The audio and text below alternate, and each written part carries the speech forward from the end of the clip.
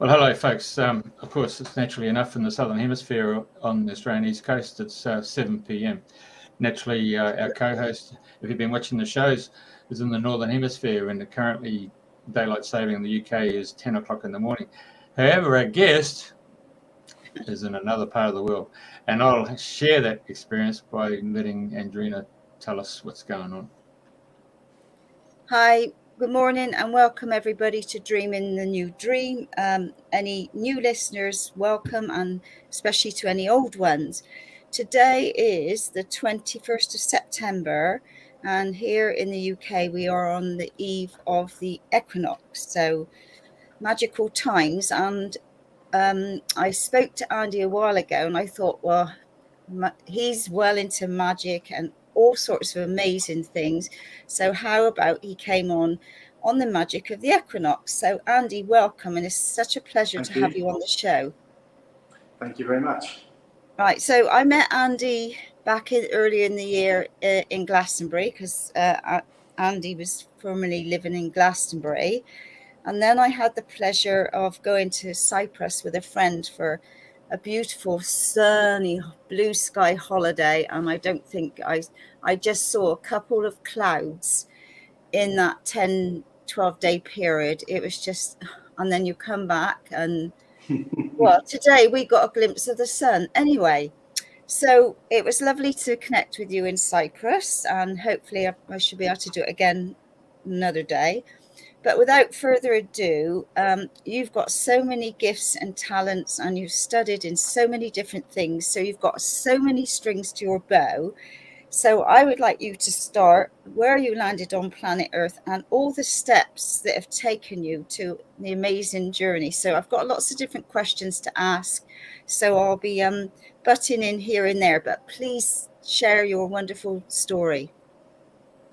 Wow, that's an interesting question. So to frame that, I currently run, amongst other things, an online magical school called Helios. And Helios teaches the Western mystery tradition, so Hermetic magic and alchemy, combined with, or blended with, modern psychological approaches such as neuro-linguistic programming, or NLP. So where I'm at right now is that I run a magical school online that teaches Hermetic magic and personal development and spiritual development.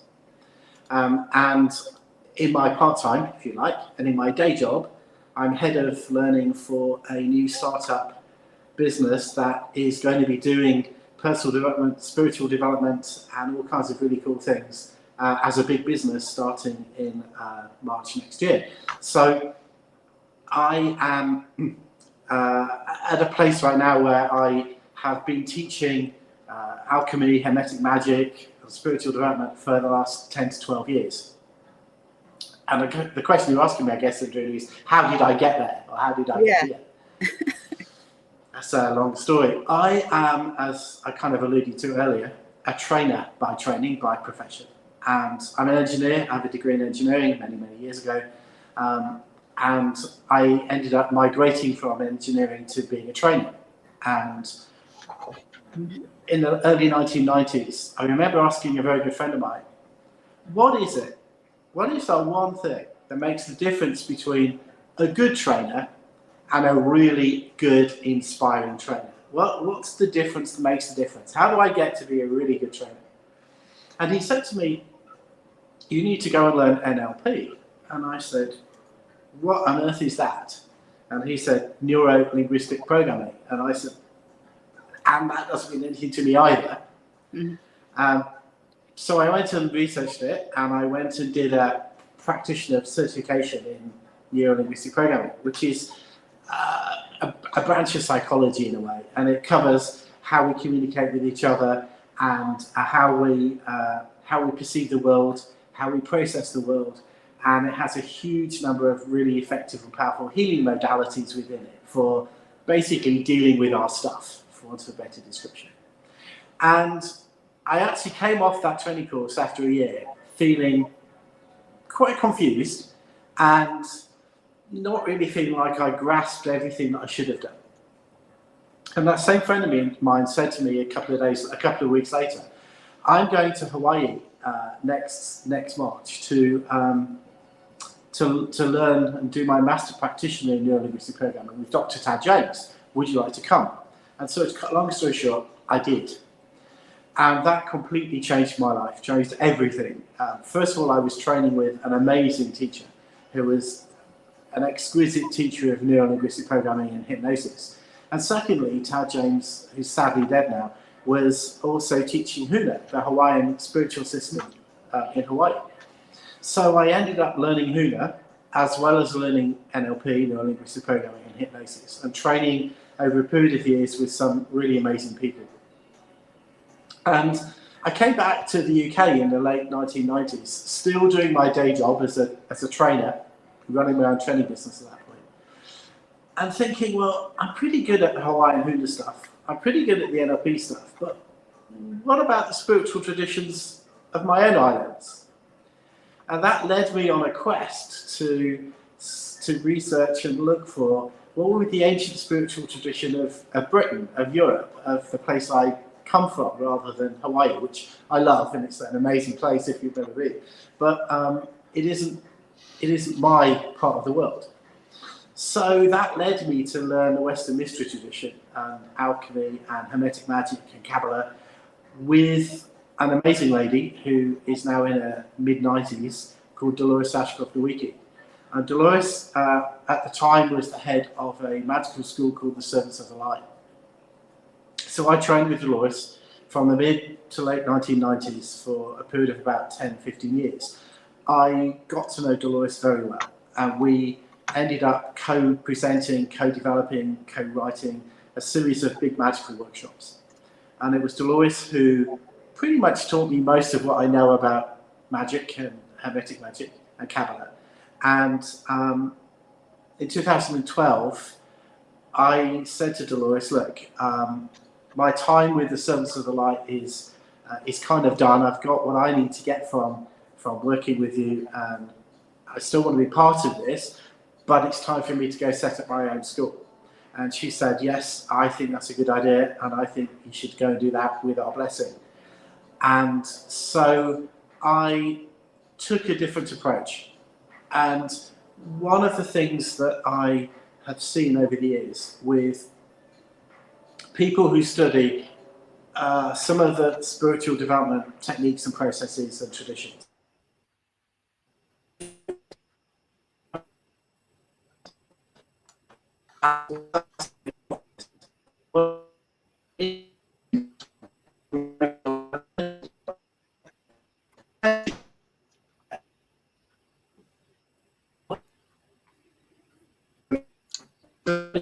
Have we lost Andy? Have we? I was thinking, don't let it be me, but yeah, it went a bit funny then. Yeah. So I think it's frozen. Well, just carry on with the fact that Andy's based in Cyprus, and here we go. He's back. You're back. Can you hear me? I could hear you all the time. I'm like, oh. Well, we couldn't hear you. You sort of come and gone, and I think you've gone again. Or it looks like it. You've frozen. So there you go.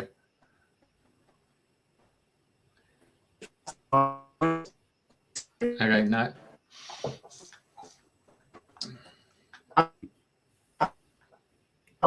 He's coming from Dubai, so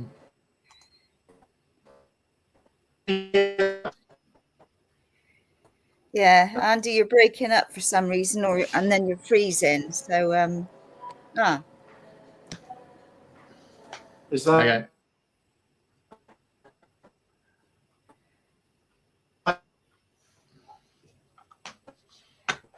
And then Andrew's saying all three of us are frozen. So obviously the Wi-Fi, I can see and hear you, Andrena, live as well. Oh, well, okay, yes. So yeah. We just maybe wait for Andy. I don't know whether, Andy, you can do anything to reset or come back on. Yeah. Right, he's dropped out.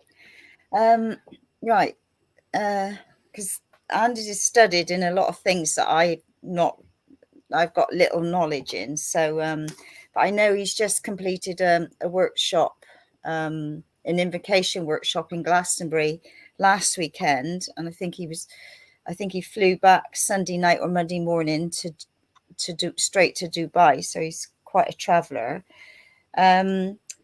So, oh right. Yeah. So Andy's got a PhD. What else can I tell you? But I was interested. Hello. Can you hear me again? Yes, excellent. Thank goodness. Go on, carry on. I'm not quite sure where you were with that last sentence. So to finish, I worked with Dolores Ashcroft-Wiki, and we essentially I left the Servants of the Light with her blessing and set up my own school. And that school, Helios, which you've just shown the website for, has a different approach to teaching Hermetic magic and alchemy and all the spiritual stuff. In the sense that one of the things, as I was just saying before we got rudely cut off, was that people who focus a lot on spiritual development and not on the commensurate development of mental and physical stuff, clearing their unresolved negative emotions, letting go of self-limiting beliefs, focusing on developing their mental skills as well, tend to find that they think they're really spiritual, but actually their lives are falling apart. Now, I know that's a big generalization, but you come across a lot of people who think they're very spiritual, but they haven't got a job, they can't hold a good relationship together, all kinds of things aren't working in their life. And to me, that's not magic. That's someone who thinks they're really spiritual, but their life is falling apart. Right? Glastonbury is full of those people, by the way. And yeah, much as I love Glastonbury to bits, it's full of those people. And so I wanted to look at it, and also that was my experience in learning magic myself, that many people who were close friends of mine had that kind of experience.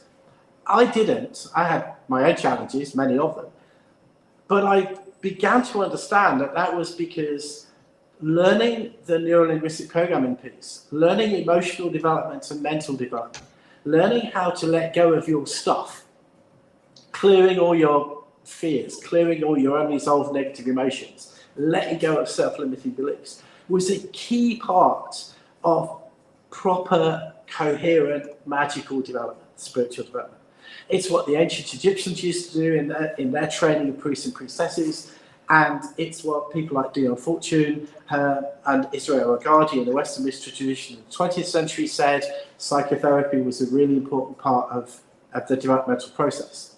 So I wanted to create a magical school that integrated the emotional development, the mental development, and the spiritual development in a coherent model that that really addressed all those different parts of a person and enabled them to become a more whole person, if you like, more spiritually developed in all the different areas. And I heard you alluding to, when I got cut off, me having a PhD in Esoteric studies. Not something I advertise very much because it really sounds a bit pretentious, but the reason for doing that and my research was into using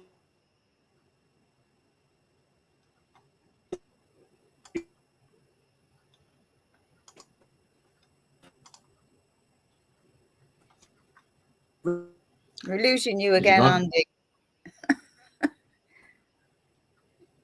Right.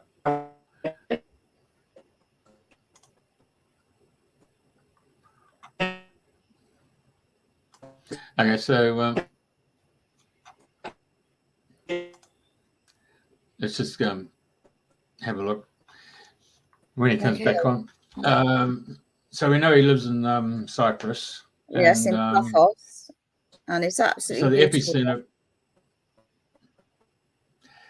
is calling is Egyptian as well as Greek mythology, and then he's got the Qabalah, which obviously is a Jewish mystic path as well. So it was leading on to explain that he's formed a mystery school in 2012. So Here he comes back again. Let's see if there's... It's going to be one of those mornings, I think. I can only apologise because I've got a 5-bar signal here, but it could well be network connections in Dubai, for which I apologise. It's just one of those things.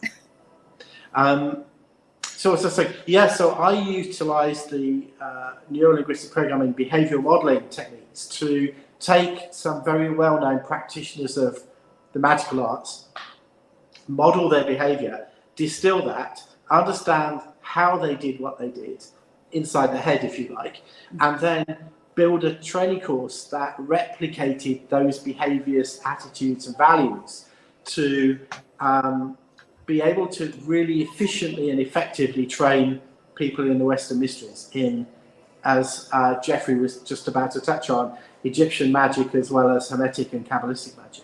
So that was my PhD research 20 years ago now. It's 2004 I finished that. But that's the core of the basis of the content that we created for Helios, the magical school that we now run. So I guess in a nutshell, that's how I got here. So where does Egyptology come in, and like how many, because I think you've been to Egypt a few times. I can't remember when we spoke a long time ago. So I'd like to know a little bit more about what drew you to Egypt. Was it through all your different studies?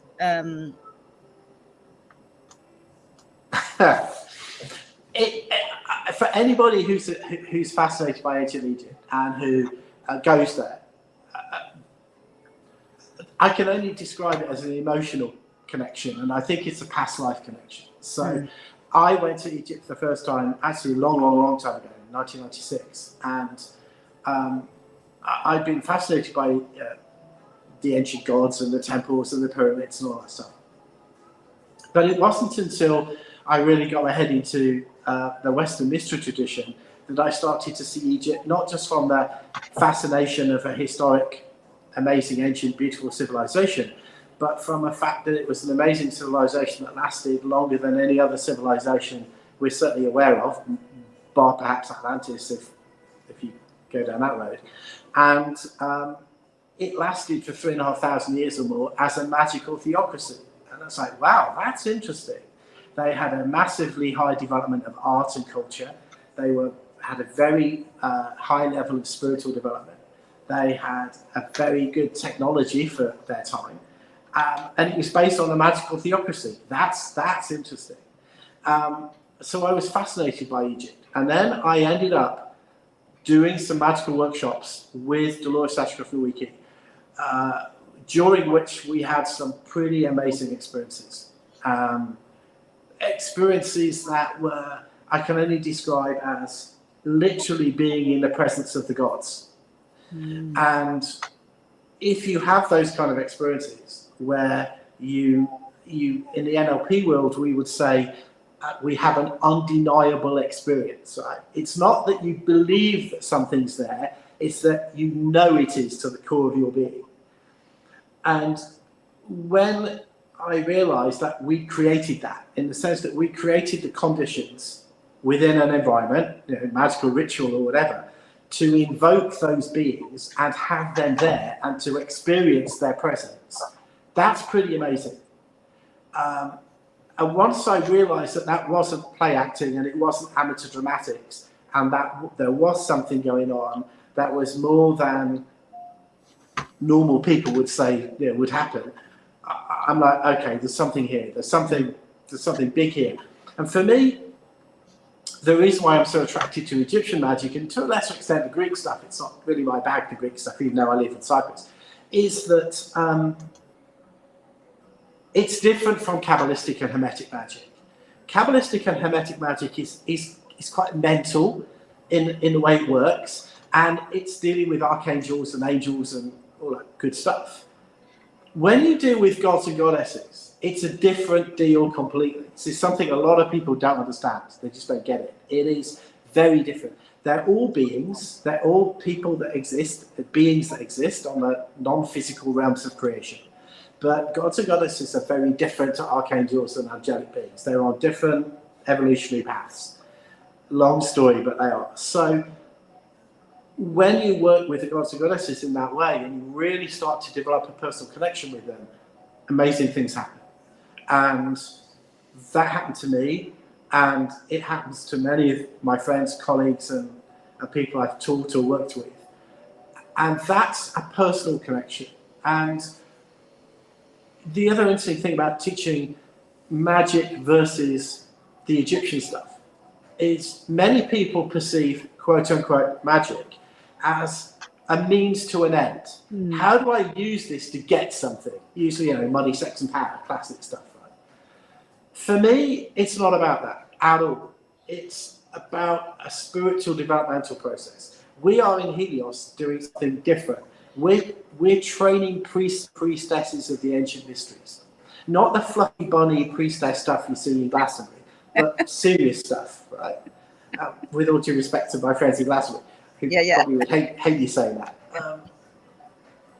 But that's different. This is training priests and priestesses in the ancient ways that the Egyptians would have done, or the Greeks would have done, or the Atlanteans before then. And that's different. And it's a process of spiritual development. The magic it happens, and it's a byproduct of that, but it's not the be-all and end-all. I think that's really important to say.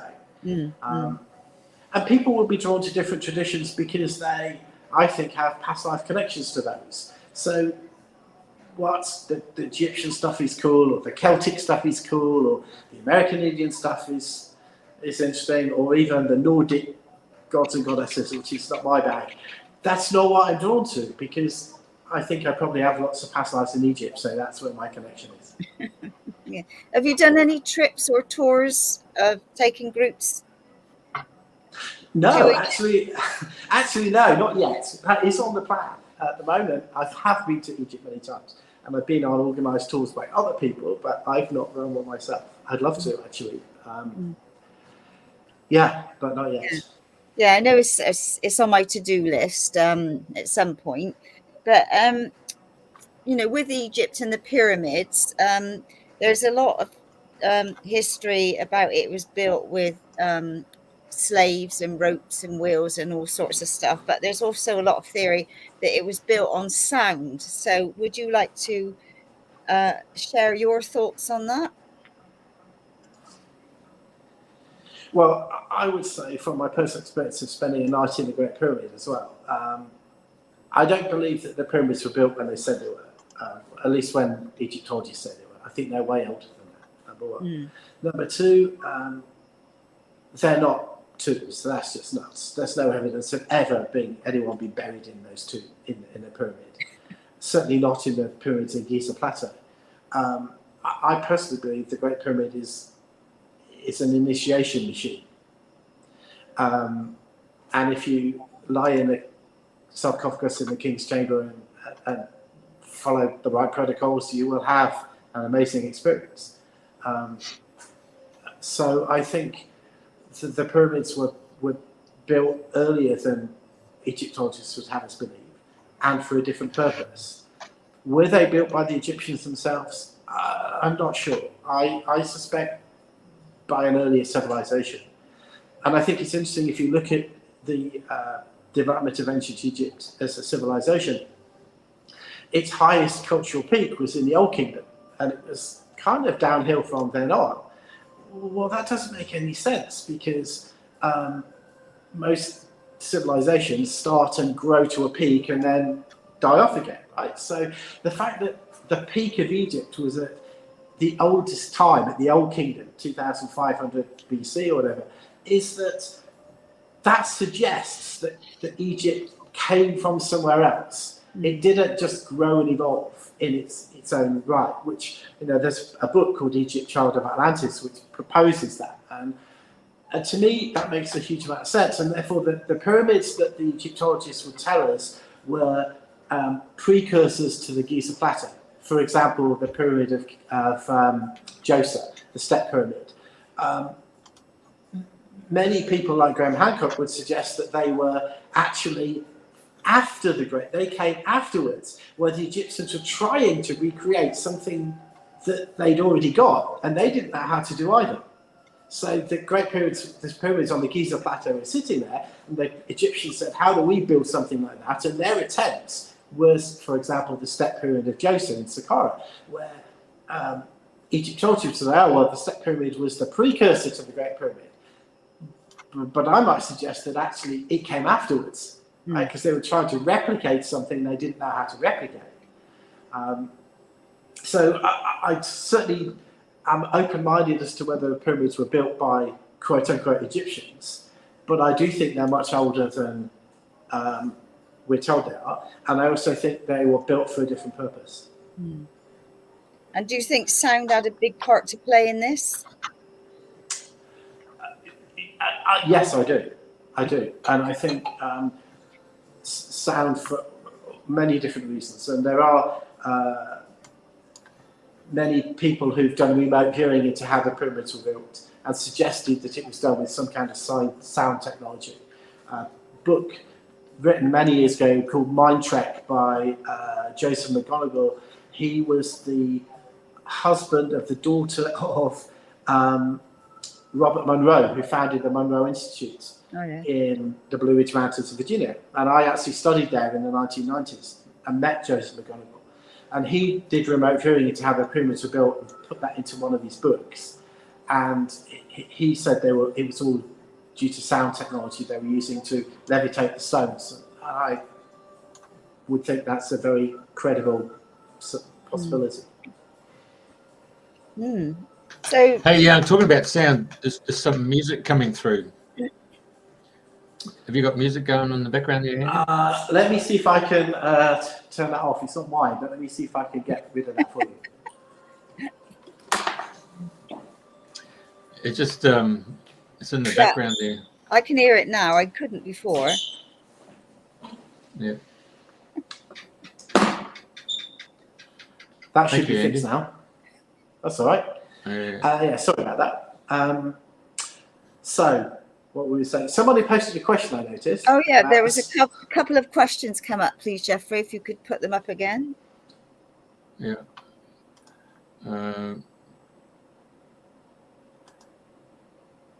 Yeah, I noticed that one. I thought that was quite an interesting question. How do I answer that? The short answer is yes, and it's a complicated answer to that question. Second death rituals. What do you mean by that?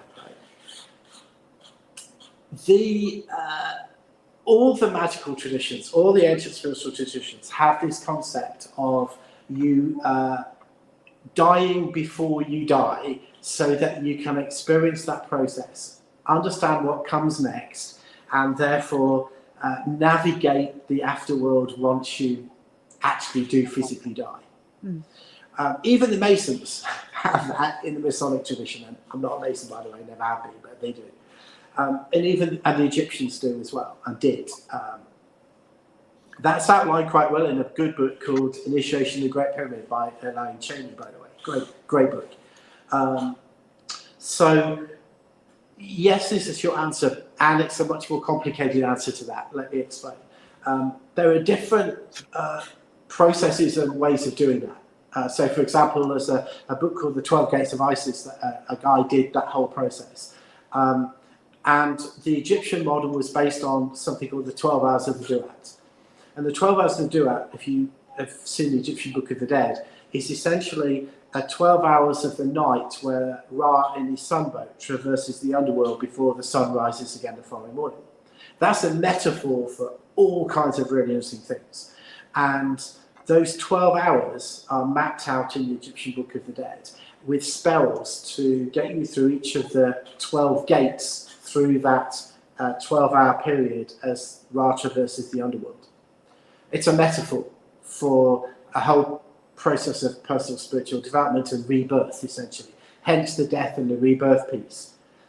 Actually, I'm writing the second degree training for Helios right now, and it is based on exactly that model. So it is based on taking our first degree initiates who've studied with us for 2 or 3 years and complete their first degree program to do a 2-year program where they literally follow each of those 12 hours of the duat 1 month at a time working with the processes in each of those 12 hours, which is a process of spiritual development. And at the end of that process, there is the ritual, which the Egyptians would have called the raising of the priest king. And the raising of the priest king ritual is the death and rebirth ritual.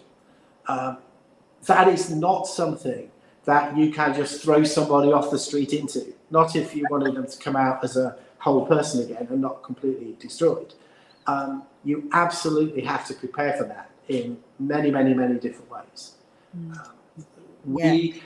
We actually, so for example, we're so particular about it that we have our students complete a master practitioner in neurolinguistic programming as part of the second degree training. Not practitioner, that's the first one, master practitioner, because we really want them to have got their shit sorted out, to put it crudely, before we would put people through that process, right? Because we have to be responsible and we have to make sure that people are properly prepared. So the short answer is yes, but it's a more complicated thing than that. But it makes total sense in what you're saying. So yeah, I can understand that process, like you say. Okay, right. So Carol says, how can we establish a good connection with higher guides rather than the fluffier kind? I'm going to get into trouble for saying something I said that. That's a good question. The purpose of, so here's the thing, right? If you were to look at people who teach, I'm not criticizing anyone by naming names in this context, so don't get me wrong, but if you look at, say, the Golden Dawn system of magic and the way the Golden Dawn would teach that amazing system, by the way, or the Servants of the Light and the way they teach their taught when Ernest Butler founded the SOL back in 1970s, there's one purpose that is not clearly stated in their training, and it is essentially, to use the Golden Dawn terminology, have you developed a connection with your holy guardian angel? Now, that's not a phrase that I like or I'm comfortable with because I'm not into all that Christian stuff, but it is a model for holy guardian angel. Could be your higher self, it could be your higher counsel or guides, it doesn't matter. The purpose of the training is to open you up to that connection. And that takes time, it takes dedication, and it takes practice. And there's no shortcut. It's like saying you don't get fit by watching a DVD. You get fit by going to the gym and doing the work, right? So in answer to Carol's question, it's disciplined meditation, and not just any old meditation, but meditation that's designed specifically to open you up to inner plane contacts, to use a Dion Fortune 19th century phrase, right? So if you're meditating on, if you're working with the Tree of Life, for example, doing the middle pillar exercise every day, meditating on Malkut and Yesod and Netzach and Hod, and working up the Tree of Life, you are working, when you do that, with specific energies on the levels of the Tree of Life that will, by working with them, start to open you up and shift your awareness to a different level. What then happens is those guides come to you, not the other way around, right? And they will make themselves known to you when you're at a place where you are able to connect with them. And it takes time, effort, dedication to do that. That's the only answer I could give, I'm afraid. So for somebody this is or in answer to that question, would you recommend finding a Tree of Life meditation? And what would you recommend? So working with the Tree of Life, looking at Israel Regardie's book, The Art of True Healing, for example, as a very first step, which is a really good book, very simple, thin little PDF you can get online. It's a good starting point. So if you're interested in that purpose, that process, working with the Sephiroth of the Tree of Life, with the spheres on the Tree of Life, the Kabbalistic Tree of Life, let's explain what you mean by this. Yeah, right? yeah. So the Kabbalistic magical tradition comes out of the Jewish tradition, and it is a tradition that is primarily archangelic. So it works with the archangels, not just Michael, Raphael, Gabriel, and Uriel, but many others. And that tree of life Kabbalistic system of development was taken by the scholars of the Renaissance period in Italy. So Marsilio Ficino, for example, in Florence under Cosimo de' Medici. And they took that Jewish Kabbalistic model and quote-unquote westernized it. And that's what became the Hermetic tradition. And called Hermetic because some of the material comes from the so-called Corpus Hermeticum, which Marsilio Ficino translated into Latin from Greek, and supposedly the works of Hermes, and that's where that comes from. So the model of the Kabbalistic tree of life that we work with today in the West, which isn't how rabbis would necessarily teach it in Israel, is a westernized version of the tree of life model.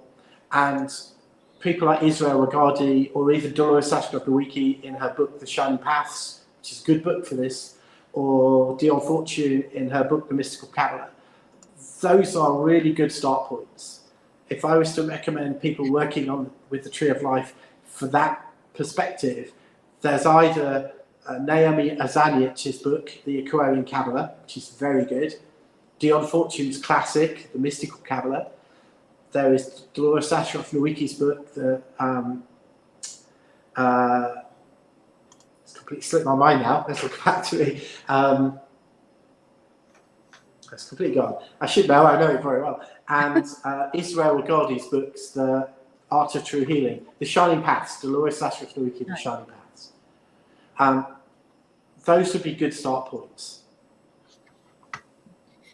Well, okay. So regarding the Helios School, how long is the training, and what are you looking for when a person says, I would like to follow that pathway and that training? Well, if you go to the Helios website today, you'll see that we're in the middle of restructuring the content, which will be finished in the next couple of months. And the reason for that restructuring is, after 10 years of delivering our training to students, I've decided to take a different approach.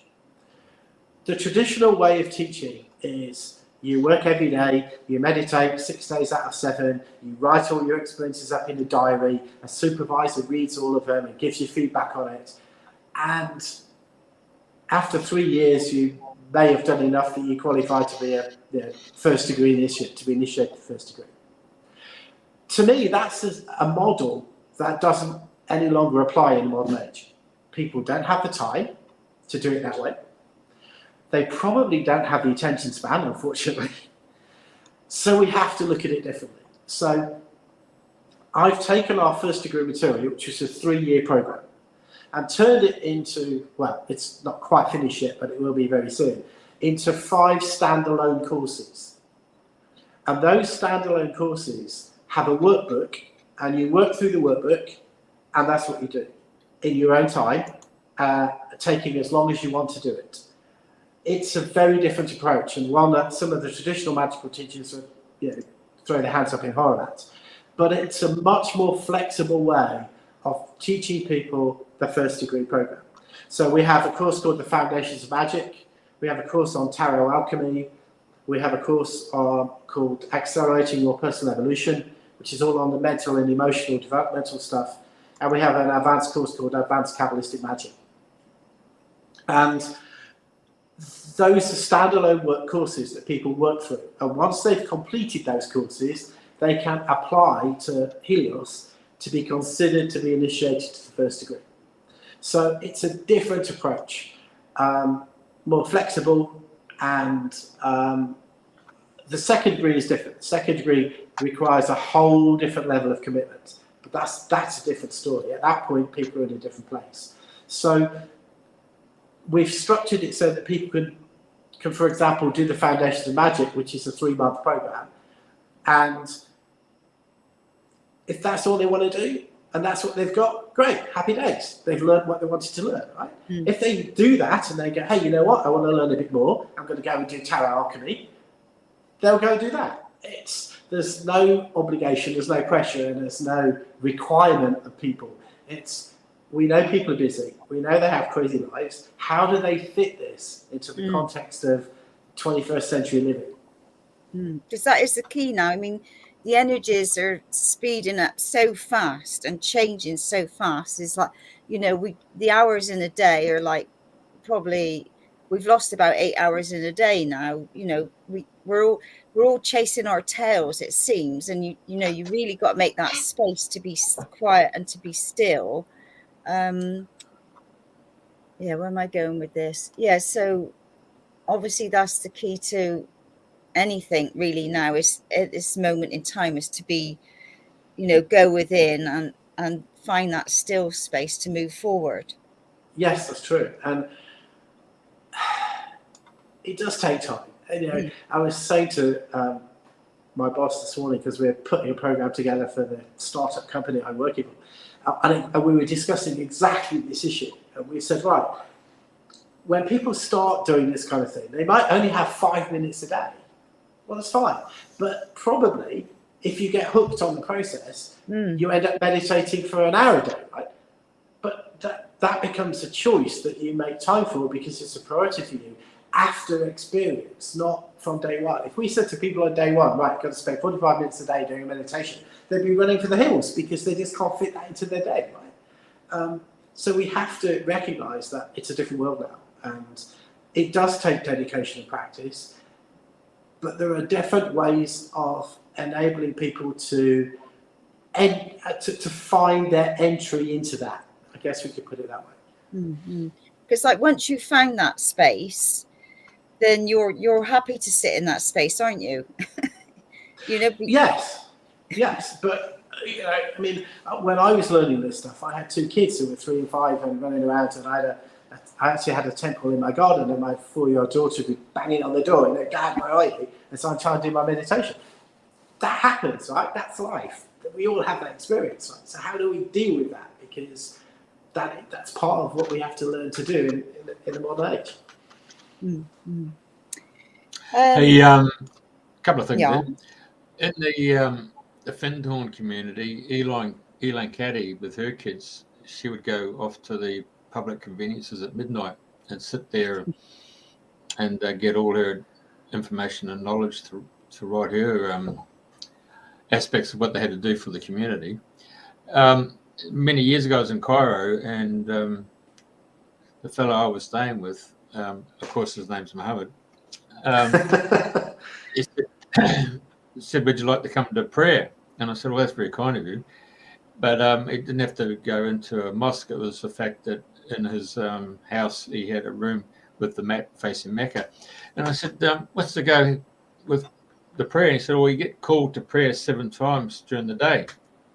But he said, most importantly, you don't have to go 7 times, but you have to understand 7 times in a day we stop and we put ourselves in a place of higher thoughts for our fellow man and the way we live our lives. And I said, well, I take that on board. That's a really honourable position.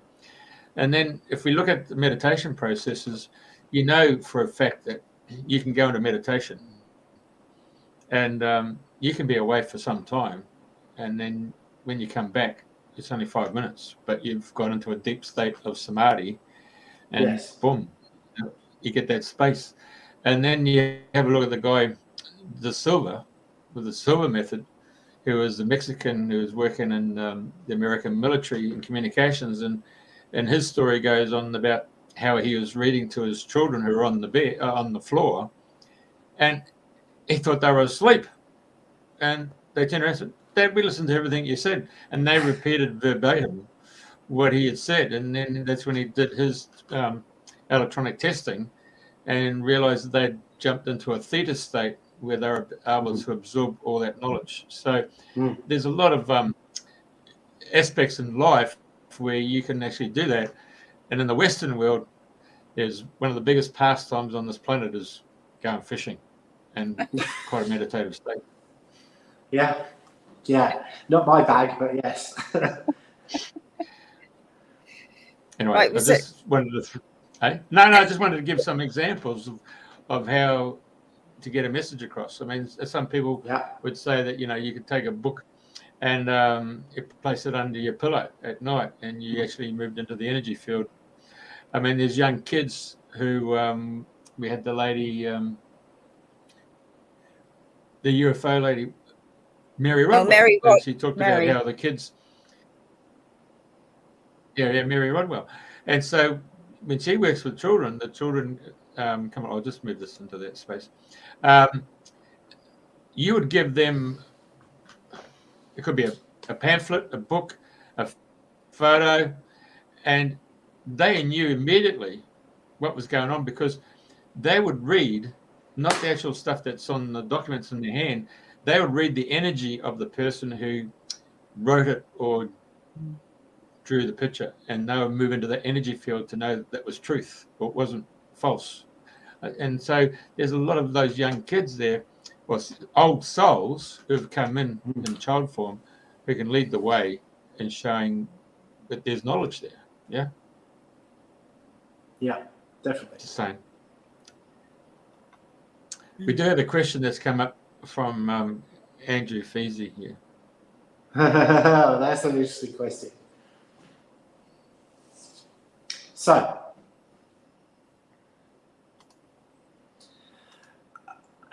if I'm being brutally honest, I would say I don't know. I think that there is a significant amount of evidence to suggest that the character did live. I don't believe a shred of what we're told by the Catholic Church about that, by the way, at all. And I think that if he did live, which he probably did, excuse the phrase, but he'd be turning in his grave at what he saw was being done in his name. And there is significant evidence to show that he was in Egypt and in India, for that matter. So I think, sadly, that what's come out of that tradition is largely been used to dominate, manipulate, control people through fear and guilt and all kinds of things, which is highly unfortunate. But do I think he lived, and do I think he was a spiritual teacher or practitioner of his own? Then I think, on balance, yes, probably. I think that's true. He did, and I suspect he probably was a member of the Essene community, as you see detailed in the Dead Sea Scrolls, for example. So I could throw a little line out there and say Russell Brand, another example of Mr. Christ. Yeah. That's an interesting. I'm just saying, anyone who goes against the narrative, isn't it? Yeah. Very much so. Absolutely. I mean, that reminds me of a story, which is a true story, by the way. I'm just looking how much time we've got left to tell you the story, but it's a frightening story of modern age. 20 years ago, I was more than 20 years ago now. For a large part of my younger life, I was involved in the Scouts, and I held some senior positions in the Scouts. And I'd given that up when I got married and had kids. My kids were into an age where they were old enough to become Cub Scouts and Scouts themselves. And my wife at the time said, why don't you set up a Scout group in our local village in Essex, where we lived in the UK? And so we did. And to cut a long story short, I was interviewed for the job of Group Scout Leader to set up this group. And we'd already set it up. So they had to decide whether I was a fit and proper person to hold a Scout Leader's warrant. And bear in mind that I'd been a Scout Leader before for many, many years and held some quite high positions in the Scout movement. I thought this was pretty much of a formality. One of the questions on the form to fill in for being a Scout Leader was, what religion are you? And I thought, here's an interesting one. So I put Kabbalist on the form. Right? Well, you can imagine that wasn't what they expected. And I went in for my interview, and the very first question that this interviewer said to me across the table was, "Do you believe in the resurrection?" And I thought, what's this got to do with me being a scout leader? Well, to cut a long story short, they basically said I wasn't a fit and proper person to be a scout leader because I wasn't, a good little Christian who that's what we were looking for. And there was a big hoo-ha about it. And ultimately, they did give me my warrant as a leader. And I actually, again, became pretty senior in the scout movement in the east of England at that point. And I remember going to an event and another woman scout leader walking up to me, and she looked at me and she said, "We used to burn people like you at the stake 300 years ago, and if I had my way, we'd do it again." And I thought, are those the kind of people that I want to be around in this movie? True story, right? And I was shocked, completely shocked, right? Because this wasn't about how spiritual you were or how developed you were or whatever. It was about, if you have a different set of beliefs to me, well, we're going to do something bad. And I'm thinking, I'm pleased I don't live in that world now. That's scary, right? Very scary. There's still a lot. Wars that have been done on gods, isn't it? My God's better than your God, isn't it? Yeah, absolutely. And that was, I'm trying to think. That was 2003. 2003, I think that happened. 20 years ago. Yeah. Oh, Carol's her daughters were thrown out of brownies because not sent them to church on Sundays. Yeah, that would be right. But for me, I don't mind if people, whatever spiritual development process people want to do, it's totally fine by me. That's totally okay. I think if I'm not being judgmental about that at all. I have a very good friend whose sister is terminally ill and a devout Christian, and that faith is helping her get through that very difficult time, and that's brilliant that that's the case. So I'm not criticising that at all. I think the most important thing is that we encourage people to find some form of mental, emotional, spiritual development, whatever that might be, because that's how we're going to make a better place to live in and a better planet if we could do that. And it's like, you're people getting angry about what's going on in Russia or Utopia or all these different places and getting really angry and fired up, but they're not coming from that place within, because obviously if they deal with a lot of the anger and rages going on around them, it's bringing up all their stuff, that they're still carrying that they've not dealt with. And that's the key thing. They have to deal with it. Well, they don't have to, but that's the key thing that makes the difference. Right? What limits most people's spiritual development is they're not dealing with their unresolved stuff. Negative emotions from the past, self-limiting beliefs, past traumas that they keep carrying around with them, kind of emotional baggage that they carry over their shoulder. That's the key. If they can't let that go. And what I love about neurolinguistic programming, about NLP, is it has very pragmatic and effective tools to allow you to do that. Right? No drama, just let that stuff go and move on.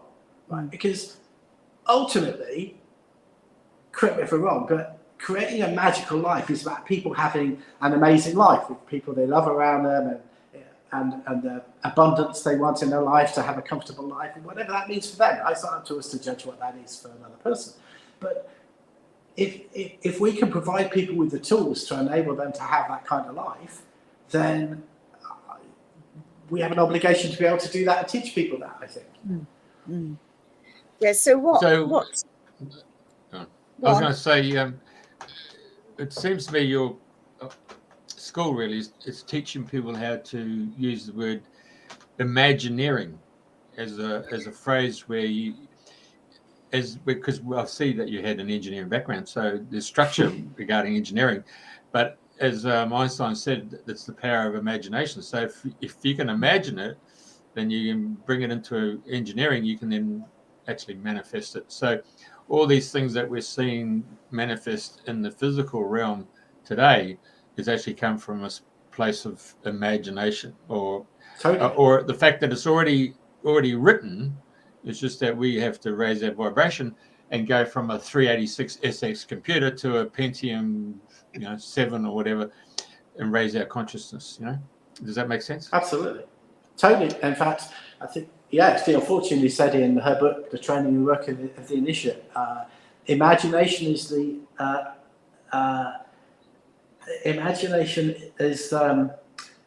arse that carries the can't remember the phrase was. Imagination is the arse that carries the magic. In other words, imagination is the key enabler of all magical practice.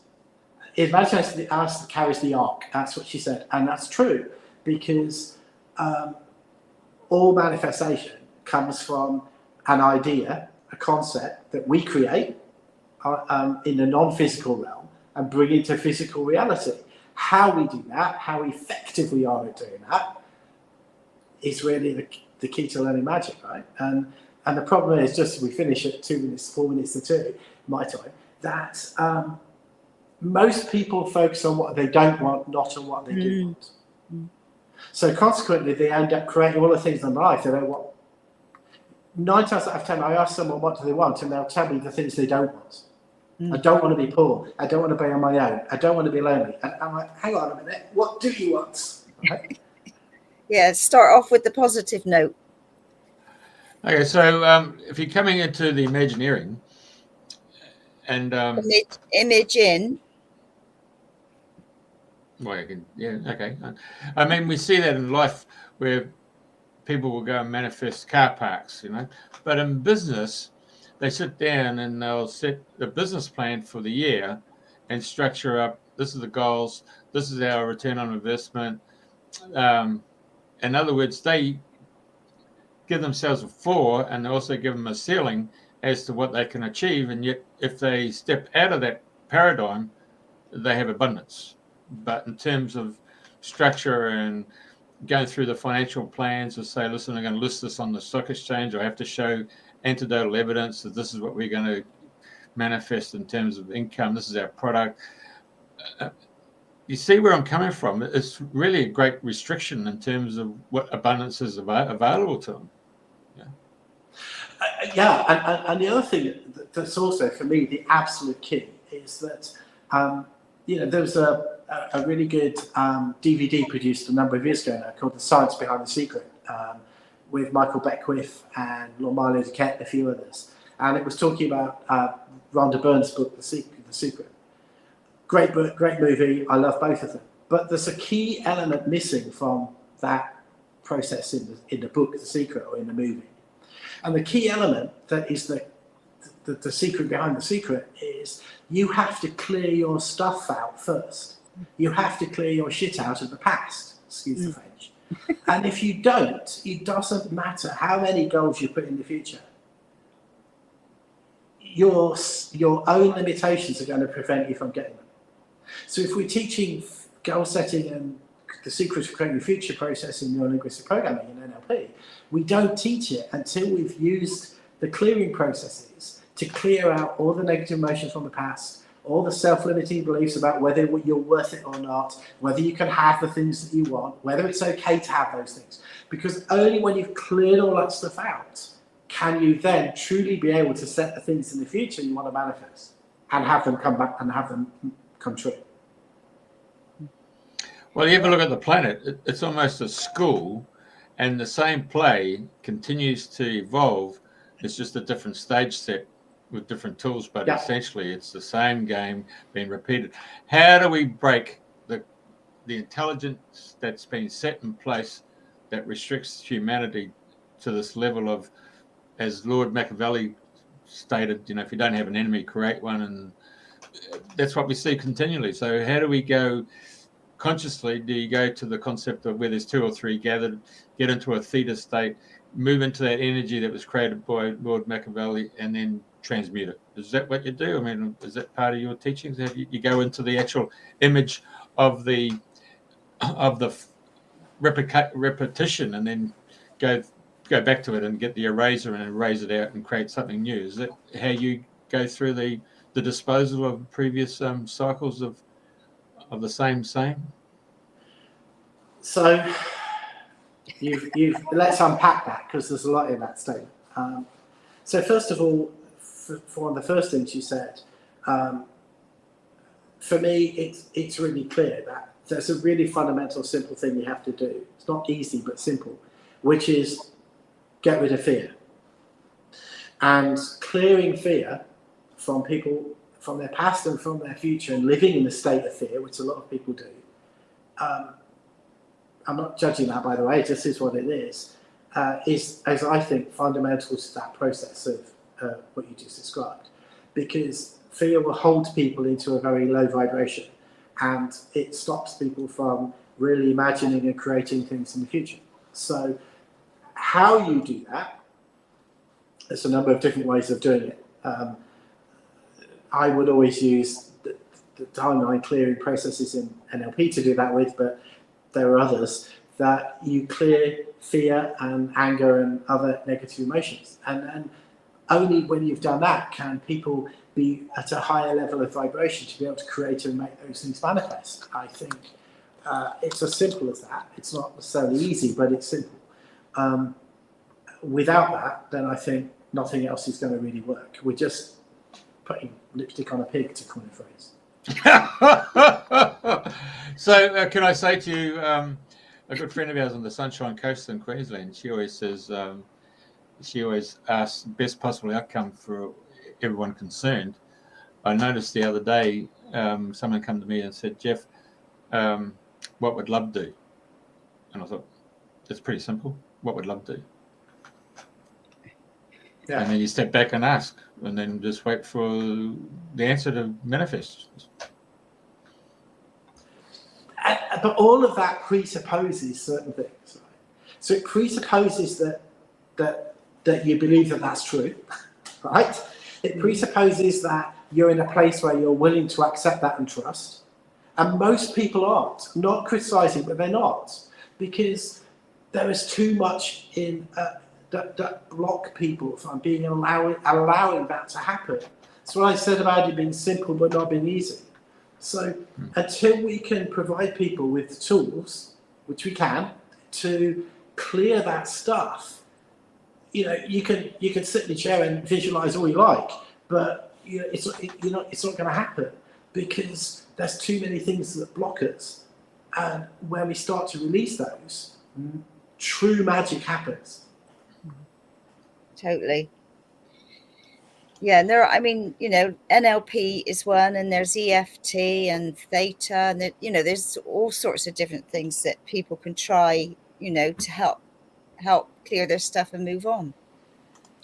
Yeah, I mean, I'm a trained Theta healer. I've done advanced Theta healing. I studied that for quite a long time, and it's a great process. But my go-to is always going to be NLP. Yeah. Okay.